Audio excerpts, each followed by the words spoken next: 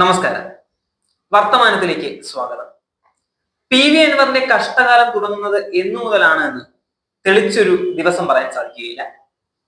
ഇടതുപക്ഷത്ത് നിന്ന് എന്നു മുതൽ വിട്ടുനിന്നോ അന്നു മുതൽ അൻവറിന് ജനപിന്തുണ നഷ്ടപ്പെട്ടു എന്നത് കേരള സമൂഹം കാണുന്ന കാഴ്ചയാണ്.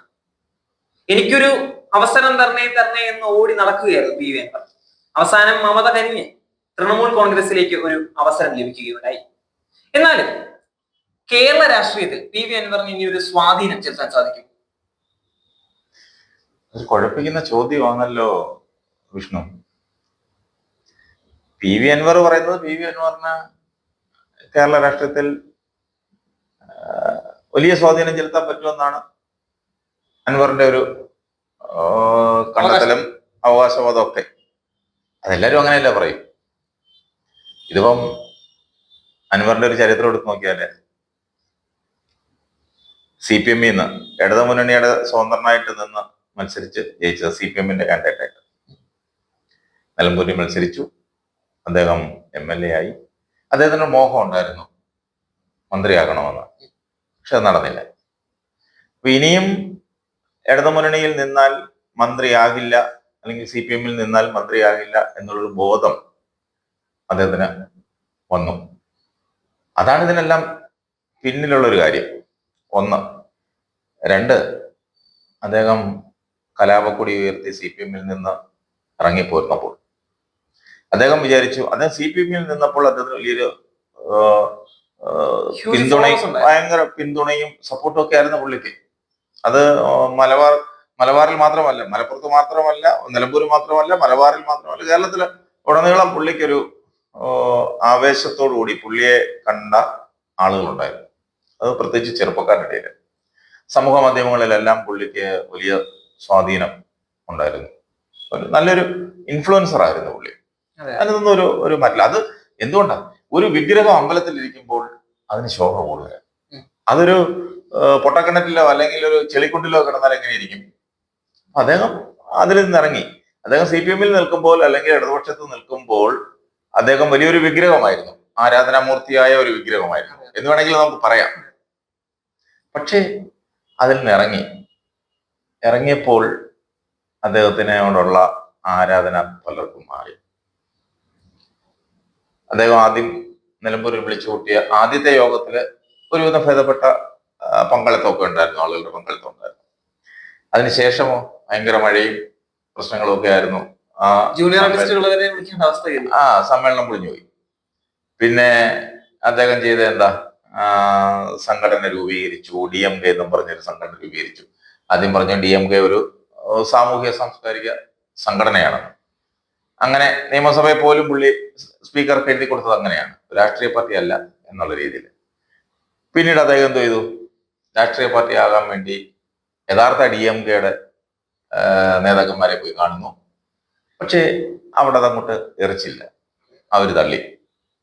തിരിച്ചു വന്നു അദ്ദേഹം. അപ്പോഴത്തേന് പാലക്കാട് ഉപതെരഞ്ഞെടുപ്പുകൾ പാലക്കാടും പിന്നെ ചേലക്കരയിലും വയനാട്ടിലും പ്രഖ്യാപിച്ചു. അപ്പോ അവിടെ ചേലക്കരയിലെ പുള്ളി ഒരു സ്ഥാനാർത്ഥിയെ നിർത്തി, പാലക്കാട് ഒരാളിനെ നിർത്തിയിട്ട് പിൻവലിച്ചു. എന്നിട്ട് പറഞ്ഞു, പാത്തുമ്മയ്ക്ക് എന്നെ ഇഷ്ടം അല്ലെങ്കിൽ എനിക്ക് പാത്തുമ്മ ഇഷ്ടം എന്നും പറഞ്ഞ് UDF-ന്റെ പുറകെ കൂടി. അപ്പോ എന്നിട്ട് VD സതീശൻ ഉൾപ്പെടെയുള്ള നേതാക്കന്മാർ എന്താ പറഞ്ഞേ? അൻവറിന്റെ പിന്തുണ വേണ്ടെന്നല്ലേ പറഞ്ഞു? അല്ല, ഞാൻ പിന്തുണ തരും. പക്ഷെ പുള്ളി അവിടെയും ഒരു ഗിമിക്ക് കാണിച്ചു. ഒരു റാലി നടത്തി. അതിനകത്ത് കൊണ്ടുവന്നത് ഈ സിനിമ ഷൂട്ടിങ്ങിനൊക്കെ കൊണ്ടുപോകുന്ന ആളുകളെ, എക്സ്ട്രാ നടികളെയും നടന്മാരെയൊക്കെ അവരെ ആൾക്കൂട്ടത്തെയാണ് അവിടെ ഇറക്കിയത്. അതെല്ലാം ലൈവായി നമ്മൾ കണ്ടു. ഒരു ഓൺലൈൻ മാധ്യമം ചെന്ന് അതൊക്കെ ലൈവായിട്ട് അവരെ കൊണ്ടത് പറയിപ്പിച്ചു. ഇതെല്ലാം നമ്മൾ കണ്ടുകൊണ്ടിരിക്കുന്ന കാര്യങ്ങളാണ്. അതുപോലെയാണ് നിയമസഭയിൽ ഉൾപ്പെടെ ഉന്നയിച്ചിരുന്ന ആരോപണങ്ങളിൽ മാപ്പ് വരെ പറഞ്ഞിരിക്കുകയാണ്. അതെ, നമ്മളൊരു കാര്യം പറഞ്ഞിട്ട് ആ കാര്യങ്ങളിൽ ഉറച്ചു നിൽക്കണം. അതാണ് ഒരു പൊതുപ്രവർത്തകന്റെ ധർമ്മം അല്ലെങ്കിൽ കടമ. പറയുന്ന കാര്യങ്ങളിൽ ഉറച്ചു നിൽക്കണം. പുള്ളിക്ക് അങ്ങനെ ഒരു നിലപാടില്ല. നിലപാടാണ് ഏറ്റവും വലുത്. അദ്ദേഹത്തിന് അങ്ങനെ നിലപാടില്ല. സതീശനെതിരെ ആരോപിച്ച ആരോപണം അതൊരു വലിയ വിവാദമായിരുന്നു. പക്ഷേ അതിന് പുള്ളി കണ്ടെത്തിയത് എന്തുവാ? CPM-ന്റെ മുഖ്യമന്ത്രിയുടെ പൊളിറ്റിക്കൽ സെക്രട്ടറി പറഞ്ഞു തന്ന് അദ്ദേഹം എഴുതി കൊടുത്തതാണ്, അദ്ദേഹം അതുപോലെ വായിച്ചു പറഞ്ഞു എന്നൊക്കെയാണ് ഒരു യഥാർത്ഥത്തിൽ എന്താ അത് ആളുകളുടെ കണ്ണിൽ പൊടിയിടുന്ന രീതിയിലുള്ള ഒരു കാര്യമാണ് അദ്ദേഹം പറഞ്ഞത്. അത് അത്ര വിശ്വസനീയം അല്ല. അത് തന്നെയല്ല, അദ്ദേഹം ശശി തന്നെ അത് നിഷേധിച്ചിട്ടുണ്ട്. അങ്ങനെ ഒരിക്കലും ചെയ്തിട്ടില്ല. അങ്ങനെ ഒരുപക്ഷെ നമുക്കായാലും ശരി തന്നെ ഒരാള് എഴുതി തരുന്നത് അതുപോലെ നമ്മൾ പറയും. നമ്മളത് അതിന്റെ സത്യാവസ്ഥ ബോധ്യപ്പെട്ടിട്ടല്ലേ നമ്മൾ പറയുന്നത്. അന്ന് അത് ആ ആരോപണം നിയമസഭയിൽ ഉന്നയിച്ചപ്പോൾ പോലും അന്ന് സതീശൻ പറഞ്ഞു, ഞാൻ അറിഞ്ഞ കാര്യമില്ല, എനിക്കറിവില്ല, ഞാൻ അറിയാത്തൊരു കാര്യമാണ് എന്നെ കുറിച്ച് പറയുന്നത്. അത് 1-2 കോടികളുടെ 150 കോടി ഇടപാടാണ്.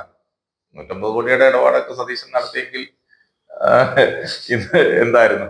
അപ്പോ ഒരു കാര്യം ഒരു രാഷ്ട്രീയ ലാഭത്തിന് വേണ്ടി അല്ലെങ്കിൽ എന്തെങ്കിലും നേട്ടത്തിന് വേണ്ടി ഒരു പ്രാവശ്യം വിളിച്ചു പറഞ്ഞിട്ട് അടുത്ത പ്രാവശ്യം അതിന് മാപ്പ് പറയാന്നൊക്കെ പറഞ്ഞാൽ ഒരു പൊതുപ്രവർത്തനം ചേർന്നതല്ല, പ്രത്യേകിച്ചൊരു രാഷ്ട്രീയ ബാക്ക്ഗ്രൗണ്ടും അപ്പൊ അത് ചേർന്നതല്ല. അപ്പൊ എങ്ങനെ UDF-ൽ കയറണം അതിനുവേണ്ടിയുള്ള ഒരു ഗിമുക്കാണ്. മറ്റൊരു വെല്ലുവിളി ഉയർത്തുന്നുണ്ട്, വേണമെങ്കിൽ ധർമ്മടത്ത് മത്സരിക്കാം. ആർക്കെവിടെ മത്സരിച്ചൂടെ? ഇപ്പൊ പ്രധാനമന്ത്രി നരേന്ദ്രമോദിക്കെതിരെ പോയി ഒരു ഇന്ത്യൻ പൗരനാണെങ്കിൽ പോയി മത്സരിച്ചൂടെ? ആർക്കും എവിടെ മത്സരിക്കാം, അതിനൊന്നും ഒരു തർക്കമില്ല, അതിന് മാറ്റവും ഇല്ല. അല്ല, അൻവർ ഉദ്ദേശിക്കുന്നത് സുധാകരന് അത്യാവശ്യം ഭൂരിപക്ഷം ഉണ്ടാക്കിയ ഒരു മണ്ഡലമാണ്. അവിടെ അൻവറിനും അത്യാവശ്യം സ്വാധീനം ചെലുത്താൻ സാധിക്കുമെന്നാണ് അൻവർ പ്രതീക്ഷിക്കുന്നത്. തിരിച്ച് അൻവറിനോടൊന്ന് ചോദിക്കുകയാണ്, അവിടെ ചെന്ന് ആർക്കും മത്സരിക്കാം, മത്സരിച്ച് ജയിച്ചില്ലെങ്കിൽ അൻവർ എന്ത് പന്തയമാണ് കൊടുക്കുന്നത്? പന്തയം വെച്ചിട്ട് പുള്ളി പോയി മത്സരിക്കട്ടെ. ജയവും തോൽവിയൊക്കെ അവിടുത്തെ ജനങ്ങളാ തീരുമാനിക്കുന്നത്, അവർ തീരുമാനിക്കട്ടെ. ഇപ്പൊ പിണറായിക്കെതിരെ മാത്രമല്ല, ആർക്കെതിരെ വേണേലും മത്സരിക്കാം, ആർക്കും മത്സരിക്കാം, അതിനൊന്നും വലിയ കാര്യമില്ല, ആ ഒരു വെല്ലുവിളിക്കൊന്നും വലിയ കാര്യമില്ല. പക്ഷെ ഇപ്പോഴെന്താ സ്ഥിതി? അദ്ദേഹം UDF-ൽ കയറാൻ കുറെ നടക്കുക.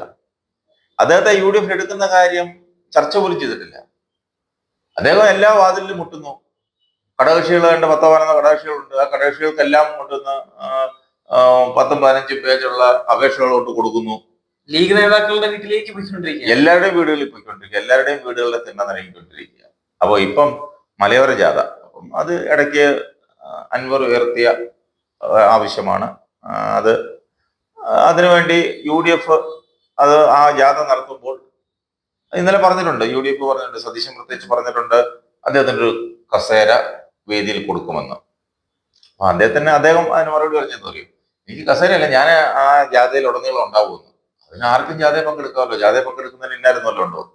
ആർക്കും വേണമെങ്കിലും ജാഥയിൽ പങ്കെടുക്കാം.